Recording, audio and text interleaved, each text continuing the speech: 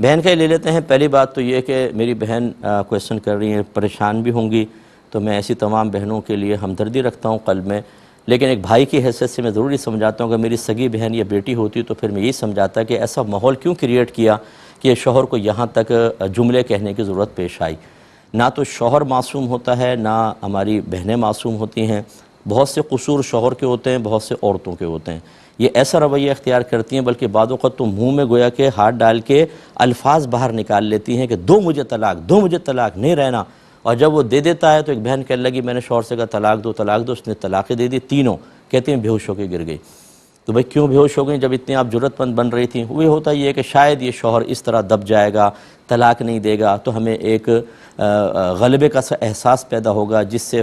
فاتح ہونے کا احساس، فتح کا احساس، اس سے نفس کو ایک خوشی سے حاصل ہوتی ہے، ایک اعتماد حاصل ہوتا ہے، دوسرے پہ غالب آنے کا ایک یقین سا حاصل ہو جاتا ہے، لیکن اس میں کام خراب کتنا ہو جاتا ہے۔ تو بہرحال آئندہ احتیاط کریں، جھگڑے وگڑے نہ کریں، پیار محبت سے رہیں، مثالی گھر بنائیں۔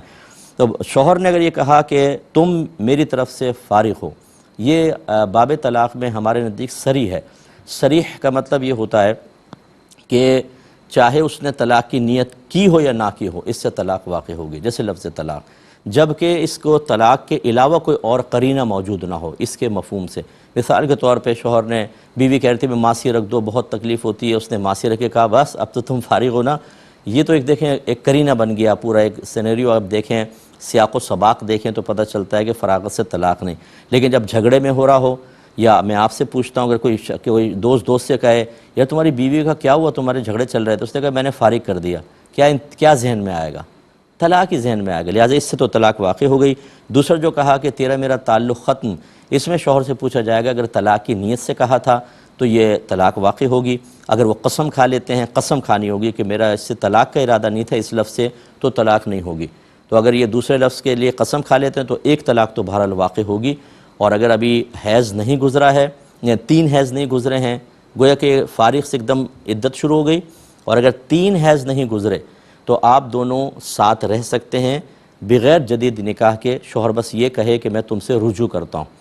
ساتھ رہ لیں، لیکن اس کے لیے بھی شرط یہ ہوتی ہے کہ پہلے ایک یا دو طلاقیں نہ ہوئی ہوں، کیونکہ یہ مل کر تو 3 ہو جائیں گی۔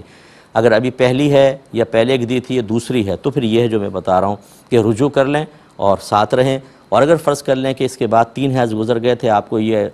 پتہ ہی نہیں تھا کہ رجوع کیسے کرنا چاہیے، تو پھر 3 طلاق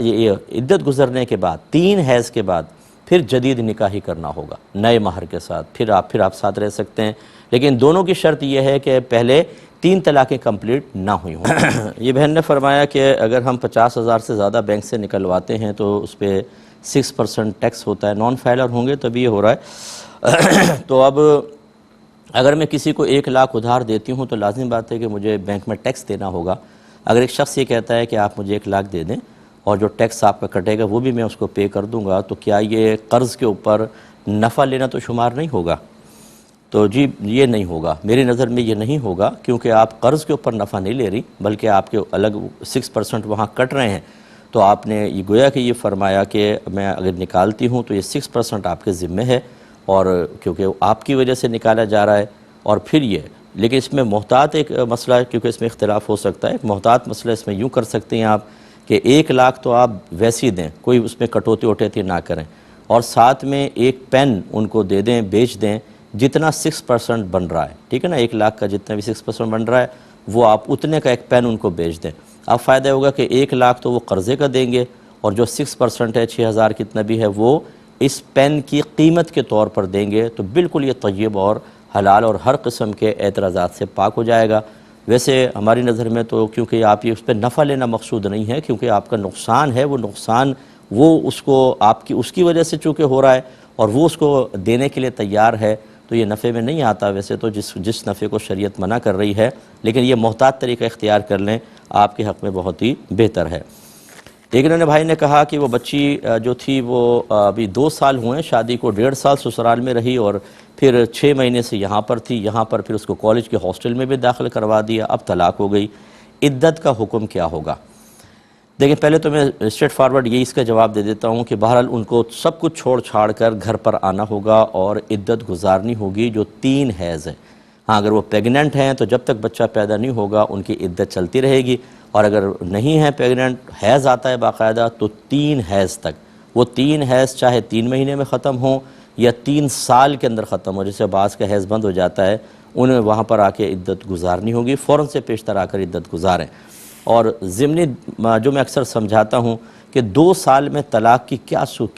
صورت ہو سکتی ہے، تو اس میں بہت سارے اسباب ہوتے ہیں، جن میں سے ایک شاید یہ بھی ہو کہ ماں باپ پہلے بچوں کی شادی کرتے ہوئے ان کی رائے معلوم نہیں کرتے ہیں، بے جوڑ سی شادیاں ہو جاتی ہیں، اگرچہ ماں باپ کوئی میرا حسن ظن یہی ہے اپنے بچوں کے لیے خراب فیصلہ نہیں کرتا، لیکن ہر فیصلہ بچوں کے حق میں بہتر ہو یہ بھی ضروری نہیں ہوتا ہے۔ تو بے جوڑ سی شادیاں ہوتی ہیں، لڑکی بیزار ہوتی ہے، شوہر کے قریب نہیں رہتی، پھر یہی مسائل ہوتے ہیں، اور وہ میں کے آگے 1.5 سال میں، یعنی وہاں 1.5 سال وہاں رہی اور پھر یہاں پر آ گئی، اتنا تھوڑا مختصر ساتھ کیسے ہو گیا؟ دوسرا پھر یہ ہوتا ہے کہ کبھی اچھی جگہ ہی ہوتا ہے، لڑکی بھی راضی ہوتی ہے، پھر وہی ہمارے گھروں کے اندر چونکہ شریعت کا تو داخلہ بالکل منع ہے، ہمارے گھر میں نہ تفسیر پڑھی جاتی ہے، نہ حدیثیں شرح کے ساتھ، بلکہ بہت سارے میرے ایسے بھائی بہن ہوں گے جو اعتراف کریں گے کہ آج تک ان کے گھر میں حدیث کی کوئی کتاب نہیں ہے، نہ بخاری، نہ مسلم، نہ ترمذی، نہ نسائی، ابو داؤد، ابن ماجہ، حاکم کی مستدرک وغیرہ کوئی کتاب نہیں ہے، نہ کوئی شرح کبھی پڑھی ہے، نہ شریعت کو باقاعدہ گھر میں نافذ کیا ہے۔ والد صاحب کیا کہہ رہے ہیں، دادا جان نے کیا کہا، پھپھا نے کیا کہا، ہمارے بڑے کیا کہتے تھے، کیا رسم و رواج ہے، وہ سب گھر میں چل رہا ہے، ایک شریعت ہی نہیں ہوتی، جس کی وجہ سے یہ جھگڑے پیدا ہوتے ہیں۔ ہر فریق کو یہ پتہ ہی نہیں چلتا کہ شرعی لحاظ سے میں غلط ہوں یا سامنے والا غلط ہے۔ اگر میں غلط ہوں تو چلے میں سرنڈر کرتا ہوں، اگر سامنے والا غلط ہے تو اس کو غلطی ایکسیپٹ کرنی چاہیے۔ پھر عفو و درگزر بھی شریعت سکھاتی ہے، گھر بنانا سکھاتی ہے، وہ چیزیں نہیں ہوتی، اپنی عقل سے فیصلے کرتے ہیں تو یہ پھر تکلیفیں اٹھانی پڑتی ہیں۔ بہرحال ہم تو سمجھانے کے لیے بیٹھے ہیں، سمجھاتے رہیں گے، اپنے گھر میں شریعت کو داخل کریں، جس کا طریقہ یہ ہے کہ فرض علوم سیکھیں اور دیگر دروس وغیرہ گھر کے اندر کریں، درس رکھیں۔ دیکھیں پہلے یہ جو ہے کہ دوران نماز 2 یا 3 دفعہ کھجلی کر لی تو اس سے نماز ٹوٹے گی یا نہیں ٹوٹے گی، پہلے اس بات کو سمجھ لیں۔ حدیثوں وغیرہ میں کہیں ایسی کوئی بات آپ کو نظر نہیں آئے گی، یہ فقہا کا اپنا ایک اجتہاد ہے، اور وہ اجتہاد معمولی نہیں ہوتا ہے، میں معمولی کہنے کی کوشش نہیں کر رہا ہوں، اولی الامر منکم کی ابھی میں نے تشریحات آپ کو بیان کی۔ اصل مسئلہ کیا ہے کہ نماز میں کوئی بھی ایسا فعل کرنا، کوئی بھی ایسا کام کرنا کہ اگر کوئی دور سے اس نمازی کو دیکھے تو یقین کر لے کہ نماز میں نہیں، اسے کہتے ہیں عمل کثیر، بڑا عمل، اور اس سے نماز ٹوٹ جاتی ہے۔ جیسے میں موبائل جیب سے نکالوں دوران نماز، نکال کے دونوں ہاتھوں سے اس کو کر کے پھر جیب میں رکھوں، اب جب تک میں دونوں ہاتھوں سے کر رہا ہوں کوئی بھی دیکھے گا کہ یہ نماز میں نہیں، اسے عمل کثیر کہتے ہیں جو نماز کے فساد کا سبب بنتا ہے۔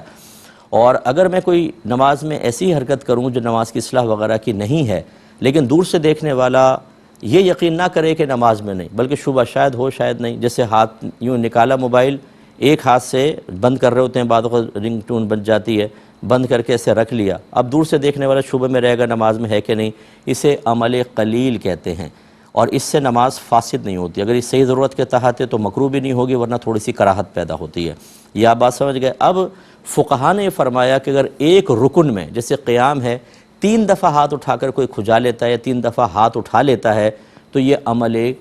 کثیر بن جاتا ہے، اور جب عمل کثیر ہوگا تو نماز فاسد ہوگی، ٹھیک ہے۔ لیکن آج کل کے دور کے اعتبار سے مطلب ہم اس پر فتویٰ دینا پسند نہیں کرتے ہیں، وجہ اس کی یہ ہے کہ جو ہمارے بچے نماز پڑھتے ہیں کالج کے، اسکول کے، آپ ان کو دیکھیں ایک ایک رکن میں 10 بار ہاتھ اٹھاتے ہیں۔ اس کا مطلب یہ نہیں ہے کہ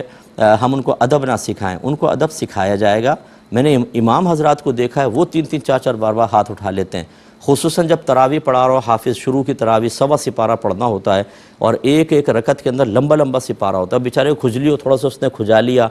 پھر پڑھتا رہا، پھر تھوڑا سا کھجا لیا، پھر پڑھتا رہا، پھر کھجا لیا، تو کون اس کو دیکھ کے یہ کہے گا یہ عمل کثیر ہے؟ تو لہٰذا فقہا نے ضرور لکھا ہے، اور بہت ہی اچھی نیت کے ساتھ لکھا کہ جب ہم اس پہ فساد کا حکم دیں گے تو لوگ ڈریں گے اور بڑے ادب سے نماز پڑھیں گے۔ لیکن اب ماحول بدل گیا ہے، اب جو ہیں وہ لوگ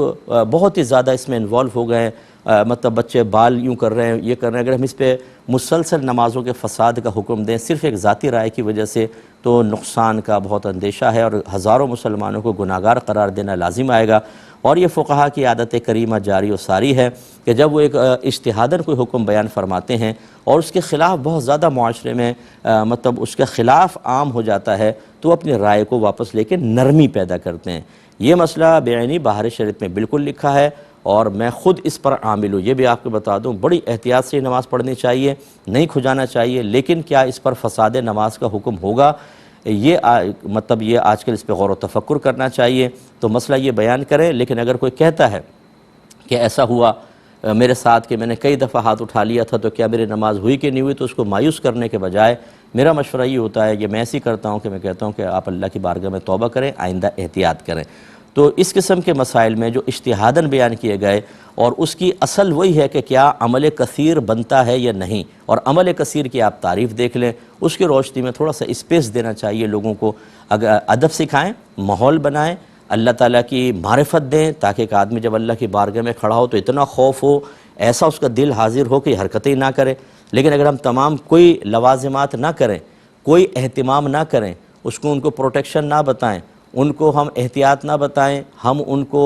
اللہ کی معرفت نہ دیں، اور صرف یہ حکم بیان کر دیں، تو یہ عمل کثیر کیسے بنے گا 3 دفعہ کھجانے سے؟ یہ ذرا دیکھنے والی بات ہے۔ اتنی تفصیل میں نے اس لیے بیان کر دی۔ تو بہرحال احتیاط کریں، ادب کے ساتھ نماز پڑھیں، لیکن ہم اس پر فساد کا حکم ہر ایک کے لیے نہیں دیں گے۔